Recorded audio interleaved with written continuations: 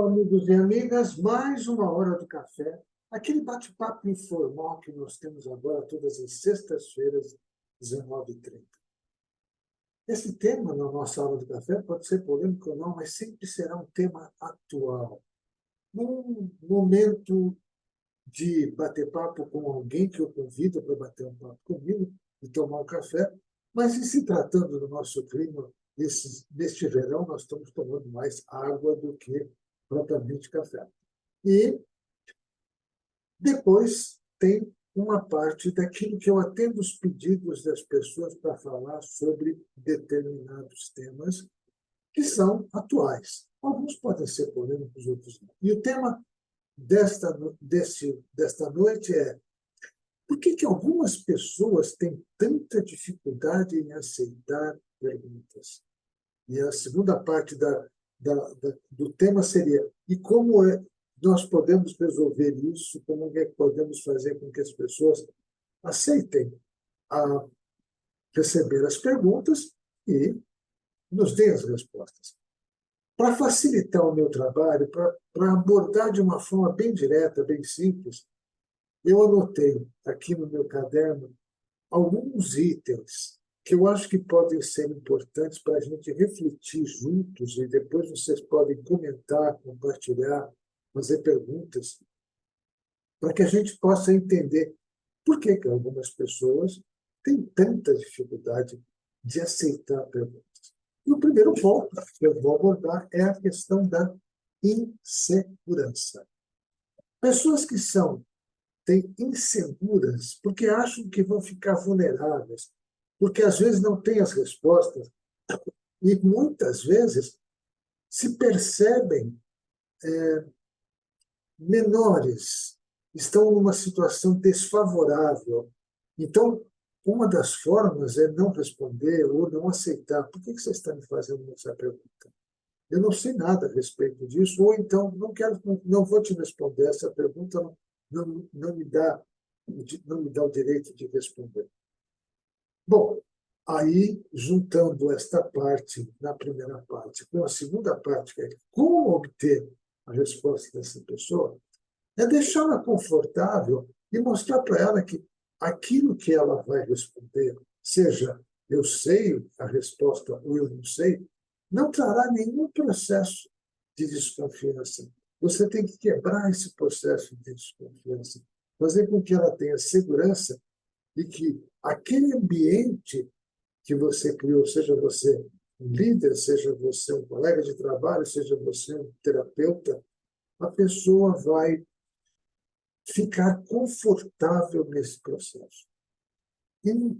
Nas próximas oportunidades, quando eu estiver falando nos próximos Horas do Café, ou em algum outro tema que eu vou abordar, eu vou entrar um pouquinho mais nesse assunto.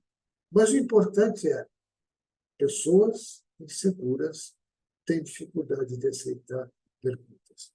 Segundo ponto é o medo do julgamento.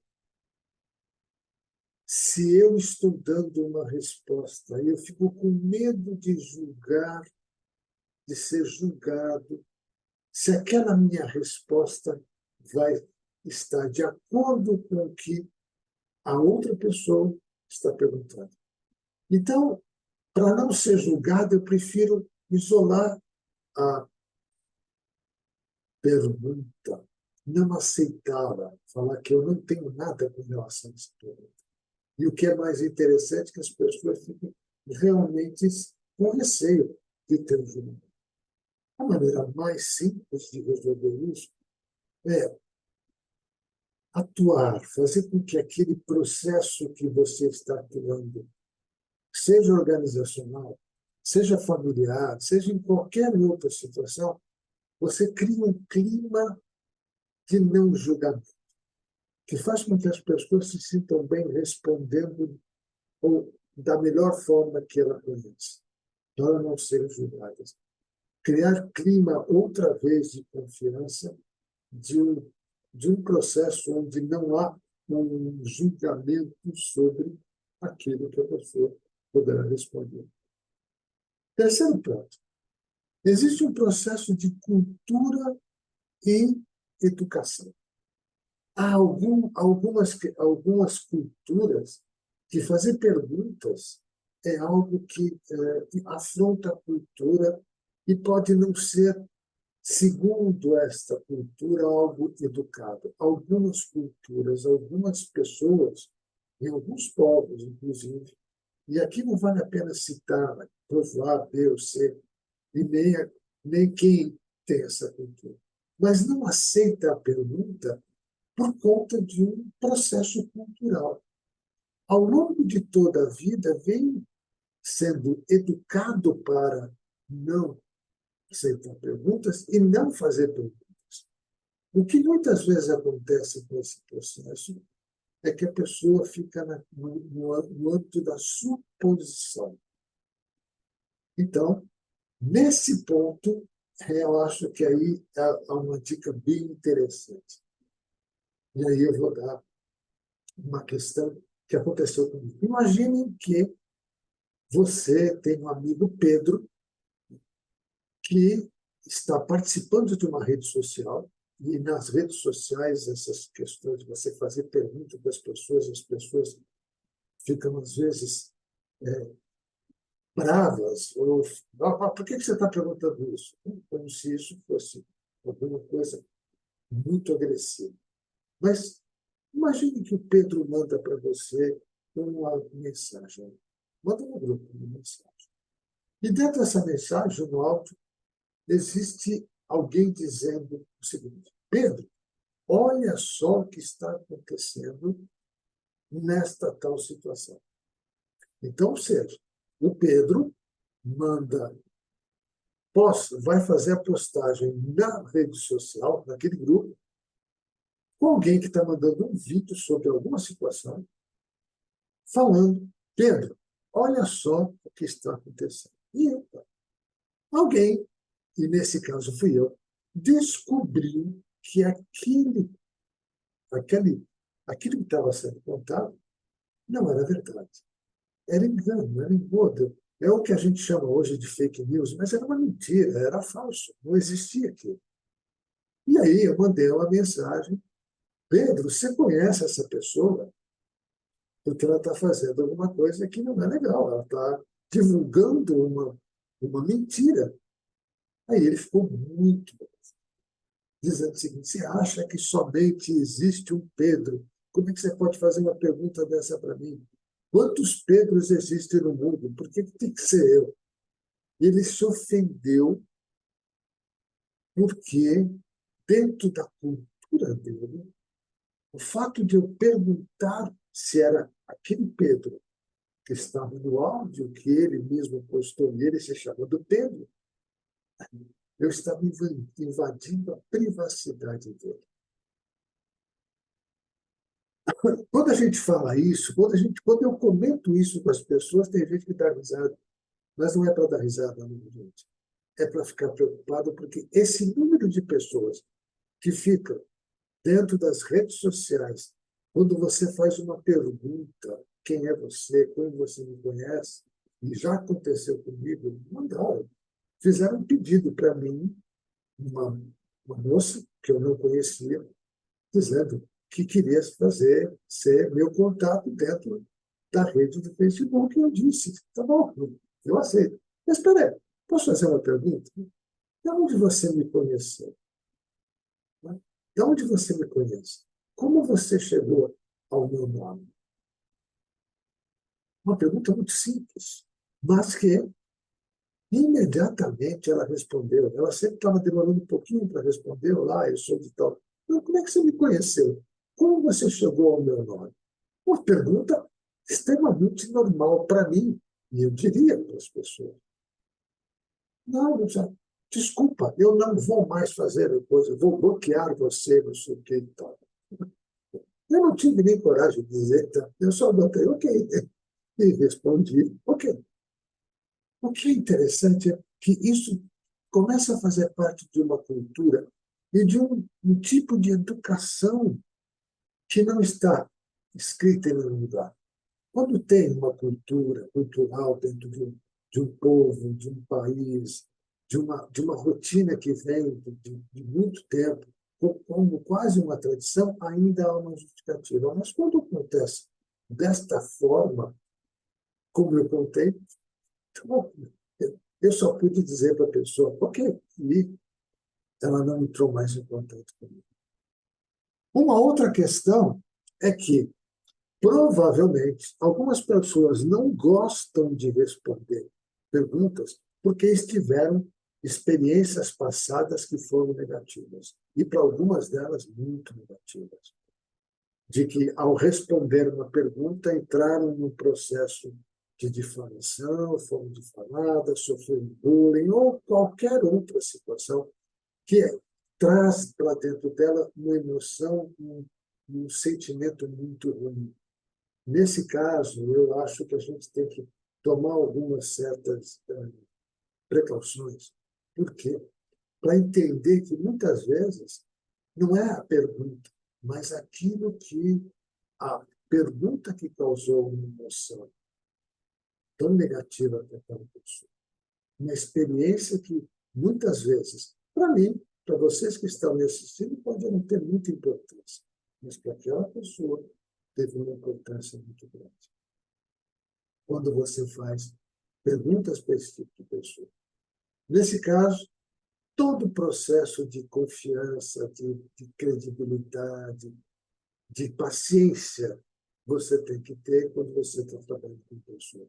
É muito comum dentro das organizações você ter pessoas que são extremamente tímidas, que quando você faz uma pergunta para ela, do tipo, você está chateado hoje, está com algum problema, a pessoa se assusta, porque fica imaginando que alguma coisa ruim vai acontecer por conta da sua memória emocional anterior.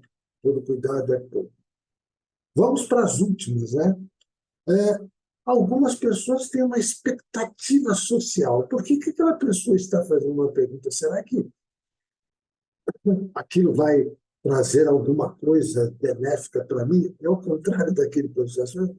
Cria uma expectativa de de um encontro, de um relacionamento mais aprofundado, de uma questão maior, porque, puxa, aquela pessoa está dedicando uma pergunta para mim. E ela cria uma expectativa social, mas não responde. Ela bloqueia. Olha só que interessante. Cria uma expectativa social, mas bloqueia, porque ela fica esperando qual é a ação que vai surgir a partir daquela pergunta. E quando você cria expectativas sociais, nem sempre são expectativas positivas. Às vezes, sim, mas a maior parte das vezes seria uma forma de defesa, uma forma de bloqueio, de uma resistência, de colocar uma parede para, educadamente, não responder. Fazer, como se diz em popular, cara de paisagem. Já aconteceu comigo de uma pessoa me fazer uma pergunta muito, muito íntima, muito, e eu não perguntei, não respondi. Não achei que aquilo seria passível para que eu pudesse entrar naquele grupo social. A minha expectativa social estava satisfeita, mas eu não me respondeu.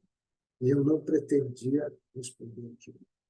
Bom, por último, acho que tem alguma coisa que está lá dentro. Alguém um dia me disse, a minha avó me disse, cuidado com as pessoas que fazem muitas perguntas. Não faça muitas perguntas, vá lá e faça. E aquilo passa a ser uma crença pessoal. Não tem explicação nenhuma. Não precisa.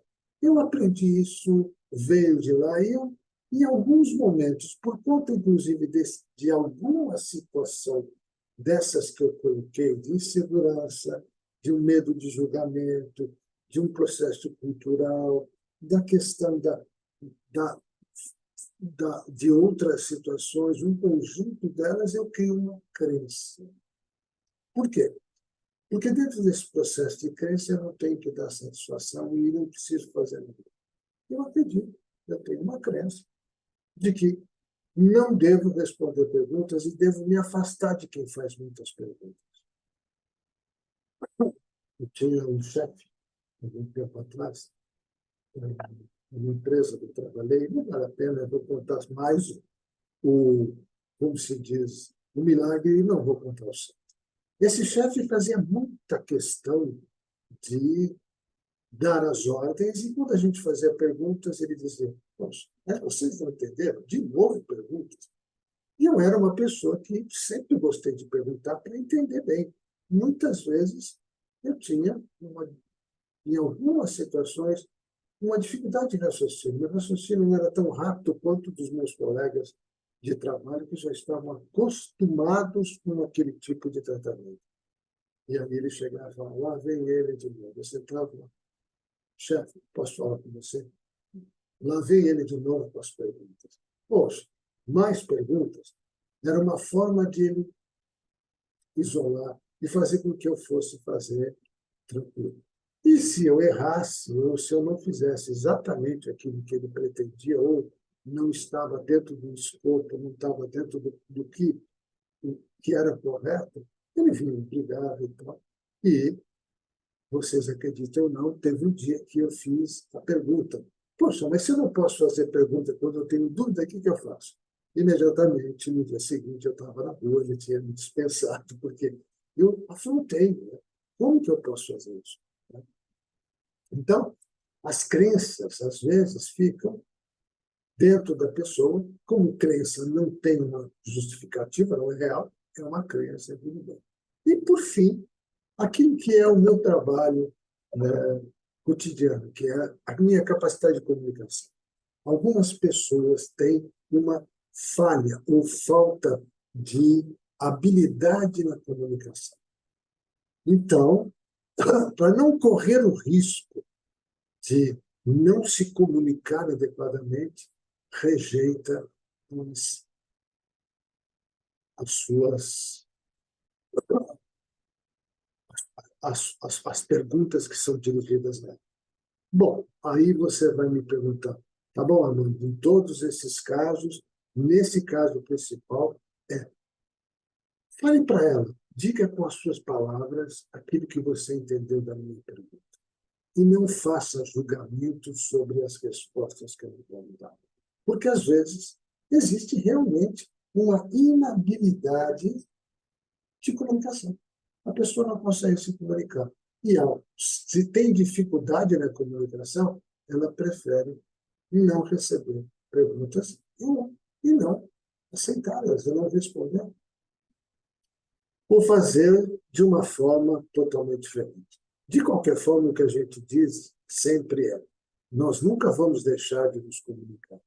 E se eu puder aprimorar, puder fazer um trabalho cada vez melhor, de elaborar questões, elaborar perguntas, que eu comece a observar em qual desses tópicos, porque não são os únicos, eu acredito que você vai encontrar outras situações no seu dia a dia. E eu acho que eu peguei aquelas que são as mais comuns da minha experiência de 30 anos trabalhando com a questão da comunicação, com a capacidade de fazer perguntas. Existe um livro, inclusive, que depois eu vou deixar indicado para vocês, que fala da sua habilidade de fazer perguntas. Quando você faz perguntas bem feitas, você aproxima as pessoas, melhora esse relacionamento, melhora as condições, entende o que a pessoa está pensando, cria modelos mentais que se fazem um conjunto, que se comunicam, que se conectam, de uma forma que você possa resolver problemas, pode ajudar as pessoas e também pedir ajuda. Às vezes, as perguntas podem ser fundamentais para um relacionamento, a nossa habilidade de fazer perguntas. E com esses itens que eu citei, eu estou falando aqui, vou ler, inclusive. Questão de segurança, o medo de julgamento, a questão da cultura e da educação, a falta de habilidade de comunicação, as experiências passadas negativas, as expectativas sociais e as crenças, podem todas elas estarem um conjunto, elas podem estar se articulando. Uma mesma pessoa pode ter duas ou três, uma pessoa pode ter apenas uma. E algumas pessoas podem ter um conjunto completo de muitas situações onde não vão aceitar com facilidade as perguntas. Cabe a quem vai fazer as perguntas analisar o processo de perguntas, buscar fazer perguntas de uma forma que faça, agrade a outra pessoa, que deixe a outra pessoa confortável, que ela se sinta valorizada. E a palavra é essa mesmo. Para que ela possa, dentro daquilo que ela conhece, dizer às vezes que não tem uma resposta, não sabe. E ser elogiada, valorizada por dar a resposta, seja ela qual for. Vindo dentro da coisa, não sendo uma mentira, sendo aquilo que você gostaria de receber. Essa é a nossa hora do café. E se você gostou, é muito simples. Você vai dar um clique, vai dizer, olha, eu quero continuar no seu canal aqui no YouTube, e nós vamos estar toda sexta-feira, e além de outras situações, de outros temas, e de novos temas que vão sair. Mande suas sugestões, faça seus comentários, que eu sempre estarei aqui neste nosso canal do YouTube. Armando Pastor. Até a próxima Hora do Café.